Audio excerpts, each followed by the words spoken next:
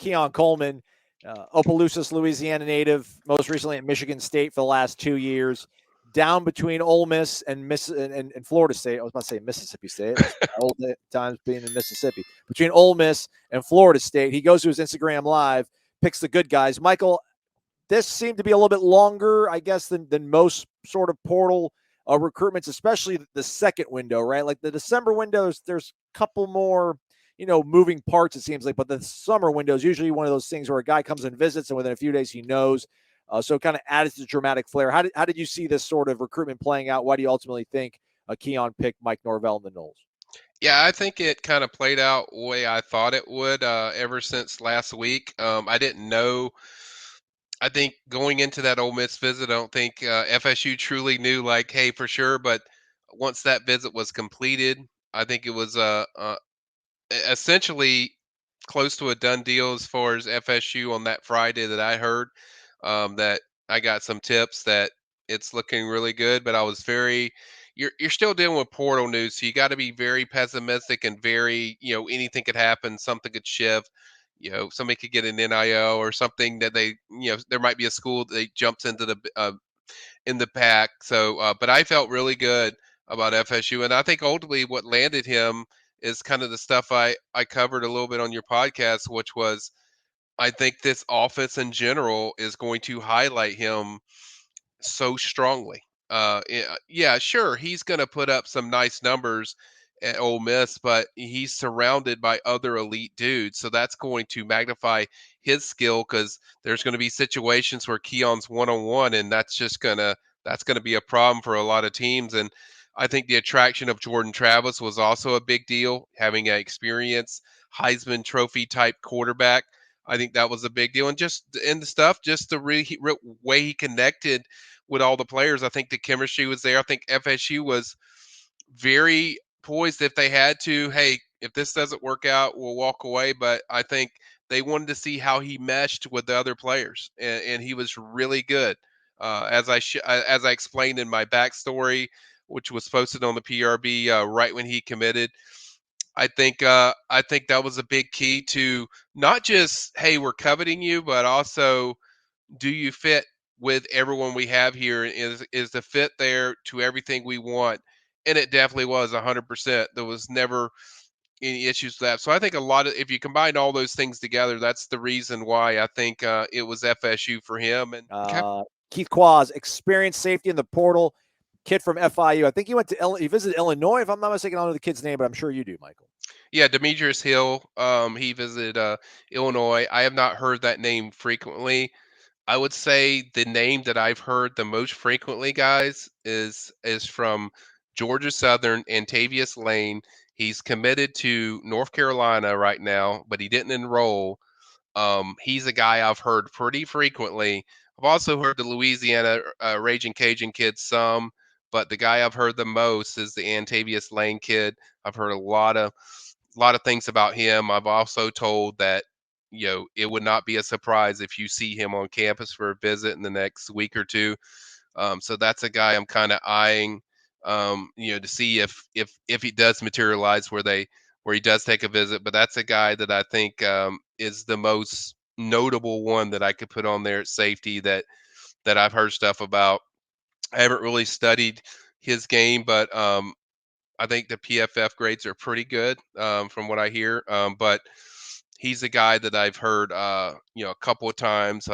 Very good as far as kind of what they're looking for. As far as productive experience can come in there, can certainly play right away, and kind of fits kind of the mindset what they're looking for of somebody that not Jamie, but do some things that Jamie was able to help them do. So I think that's kind of the skill set to look for. Sure tackler, willing tackler. Certainly, you can put him in a little bit of coverage if you need to. That he's not gonna feel out of place. And I think with this kid, he fits a little bit. Kind of height wise is a concern, with the height. But if you're making plays, you're making plays. So I think really they're just looking for a guy that's a playmaker and experience. So that's kind of the guy that's kind of on my radar right now is the Lane kid from Georgia Southern. Yeah, it's interesting. I mean, he's got a very similar build to the young man from Louisiana Lafayette. Right. Godesclo. I keep butchering his name, so I'm not going to say it anymore. But Cam, you know who we're talking about. Yeah. Yeah, I mean, look at this. I mean, he started a gang of games. He started 12 of their 13 games last year at strong safety. He even played some slot cornerback in one of those games he started against Southern Miss. Right. That's a guy that's played a lot of football. I mean, over 2,000 reps. So that's where you want to be, man. If you can't get a difference maker, I would think, right, Michael, that's where you want to be. Someone that you can I at least agree. you can rely on in case one of the Eames go down. Right, and you're looking for a productive guy because you have other numbers in there. It gives you time to develop those guys, slowly bring them in, and then go from there. So I think this is kind of it would fit kind of what they're looking for. I mean, and we also have Ashlyn Barker coming in of JUCO. So that they're excited about that. Also, kind of we forget about that one because it happened early in the week with the Keon news, but he's another one they're excited about that I think could help them out at that safety position. He's got a lot of links, so but I think for now Lane's kind of the name that I've heard, so that's kind of what I'm focused on right now. All right, let's dip our toes into the preps, shall we? Andrew Phillips asking, is that Charles Lester commitment coming down soon since he canceled on Ohio State? Sure makes you feel that way, doesn't it? Just the way he canceled that visit, all of a sudden scheduled the FSU visit. Bam, he's coming in a day before my birthday, by the way, June Oh, yeah. 16th. So he's coming over there, and I feel pretty good of stuff I'm hearing with him, and I think he could pop. I could see it doing. I mean, he almost popped the last visit, so I could see him just ending it if everything clicks and everything goes well on that weekend. He's certainly extremely high on FSU, and I think if people ask me all the time, wait, what does it take? There's a thing left. I think the more Charles sees this roster being rounded like it is, with adding a guys like Keon Coleman, adding guys like the Barker kid at JUCO, that you're rounding your roster out. I think the more Charles sees that, the more I think it's more and more likely that you see him pop earlier than expected, because I think that's really what Charles is looking for, is that, hey, is this roster rounding out? Are they truly going where I think they're going? And I think that's really it, because I think he's very sold on what Surtain's going to do with him as the development. I know he's sold on Norvell as a head coach. He loves the direction, but it's like that roster is rounding out now, and I think the more guys they add, each time they add somebody, that the chances go, I think, a little bit higher of him doing it a little bit earlier than we think. But I think it could happen. It's a possibility. I'm not going to say it's for sure going to happen, but he nearly committed on the last visit, and this is going to be an official visit. So, and he's going to be around probably other FSU commits, and he certainly has not hesitated to tell you how much he loves FSU. So I could see it as a possibility. Eric Angel follows up with, how good is this junior college safety, Michael? Yeah, Ashlyn Barker, we've touched on him many times. He has a skill that they don't have a lot of in their secondary, which is range and lengthy, and he can cover a lot of ground. And passing windows are tough on him because he's so long. What I like the best is just what he does in space. Really good tackler in space. I like what he does when it's vertical. Now there's things that they'll have to clean up with when he gets in the deep coverage and going on deep routes where people you have to cover the guy a little bit longer than what he's used to. But I think patrolling the field and being in position in space, that's something he's pretty good at, especially in tackling. So I think he's pretty good, Eric. I mean, I'm not going to guarantee that he's going to be like playing a certain amount of spots or a certain amount of time, but I think he will definitely help them. I think he's definitely a player that they will count on and lean on.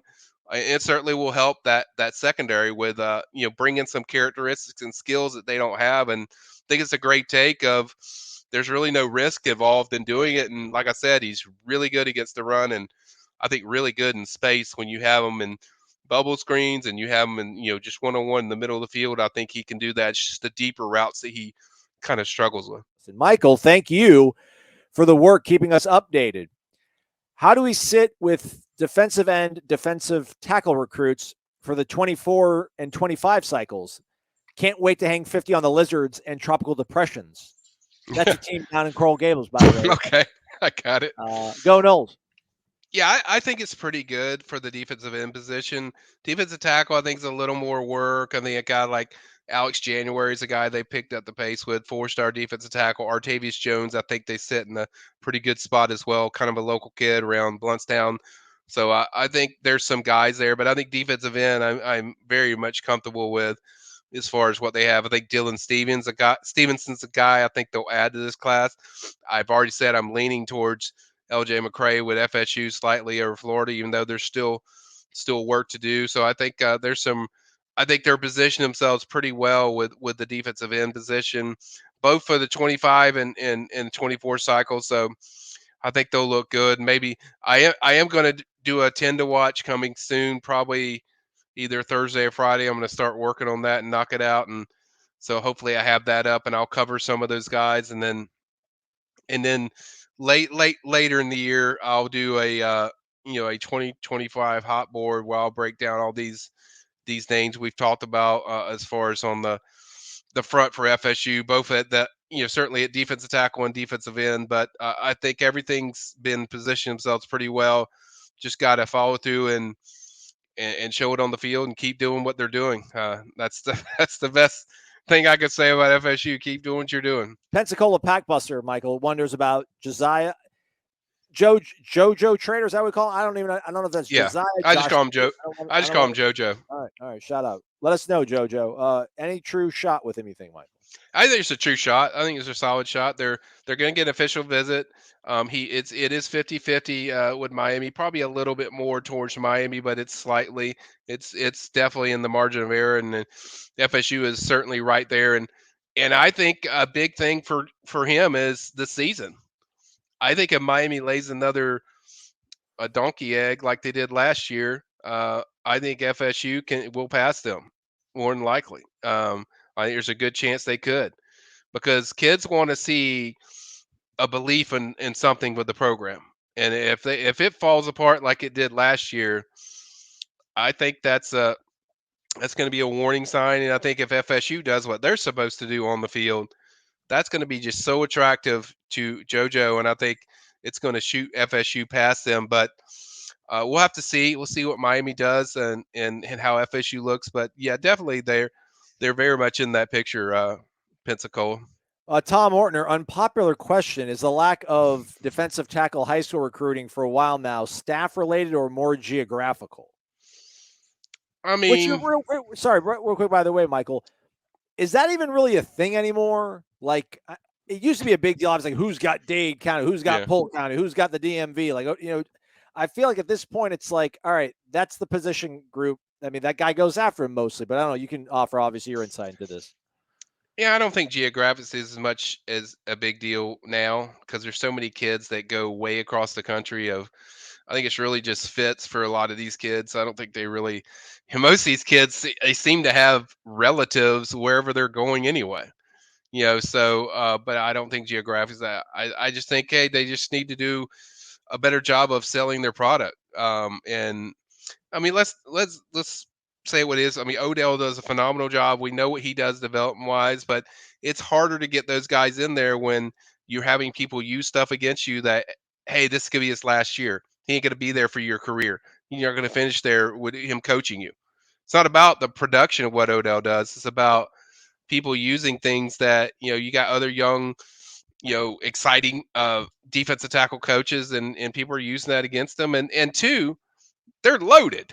It's hard to sell when your whole defensive line roster is so loaded, especially how FSU recruits the portal. It makes it difficult to the portal recruiting gets in the way. So maybe you're sacrificing a little bit with high school, but you're also adding from the portal. It's like, would you rather have Daryl Jackson, Brandon Fiskey, or would you rather have a 4-star defensive tackle? I think you'd probably rather have Fiskey and probably Jackson. So I think it's just, you got to balance it out. But yes, it does need to be better as far as what they're getting and the options they need to have on high school. But it's kind of a catch-22 that you can't do everything at once. We'll see how it works out. Daniel Lyons, I mean, that's a guy that right. Norvell has said, they think he can be special. Not necessarily now, but, they see a a very good sort of piece of their puzzle with him. So if a guy Right. like that develops, and you obviously feel really good about it. I know everyone's so psyched about Tafasi.